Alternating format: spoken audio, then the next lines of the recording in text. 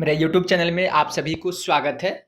मैं आज डिस्कस करूंगा new income tax slab rate जो बजट 2025 में अनाउंस हुई है उसके अकॉर्डिंग मैं new income tax slab rate पे डिस्कशन करूंगा। तो देखेंगे यहाँ पे मैंने लिखवाया हूँ इनकम अप टू 4 लाख रहेगा तो उस पर टैक्स लगेगा नील।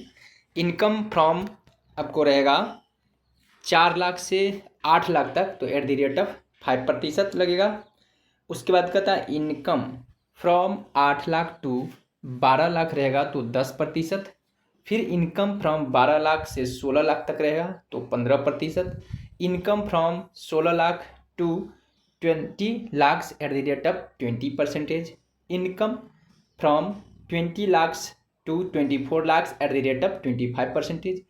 एवं 24 लाख से इनकम रहेगा तो at the rate of 30%। Plus health and higher education cess लगती है at the rate of 4%। Ultimately ये हुआ कि इस बार का जो है रेंज है इनकम का डिफरेंस 4 लाख करके है। 4 लाख का डिफरेंस में जो इनकम टैक्स का स्लैब रेट है हमेशा याद रखेंगे स्टार्टिंग 4 है, 4 से 8, 8 से 12, 12 से 16, 16 से 20, 20 से 24, 24 से एबव रहेगा तो 30%।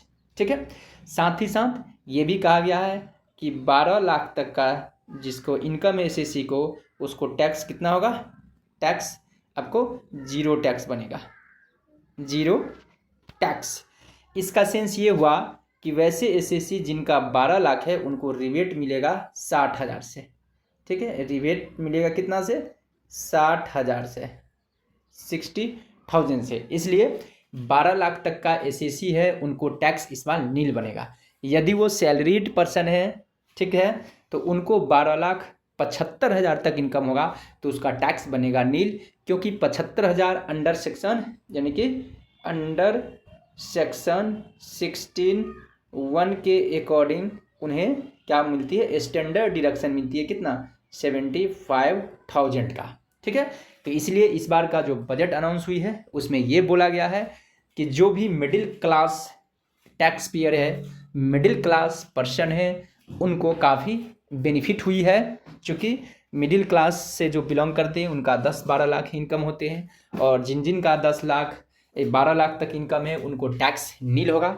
तो इस तरह से कह सकते हैं कि इस बार जो बजट अनाउंस हुई है 2025 में, इस बार एक बहुत बड़ा चेंजेस हुई है और न्यू इनकम टैक्स रेजिम में मोर एंड मोर कॉम्प्रिहेंसिव किया गया है देन प्रीवियस ईयर का जो बजट थी उसके अपेक्षा।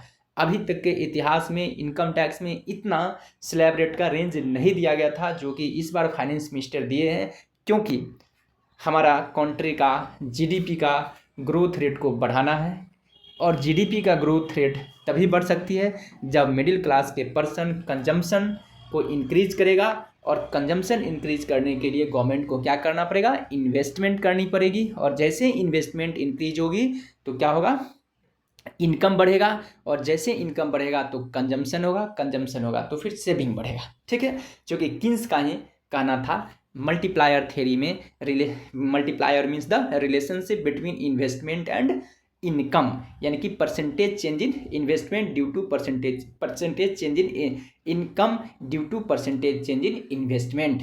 इसलिए K इज इक्वल टू होता है 1/1 - MPC, marginal proportional consumption. Okay, आपको ये बातें समझ में आ गई होगी। Okay, bye bye, have a nice.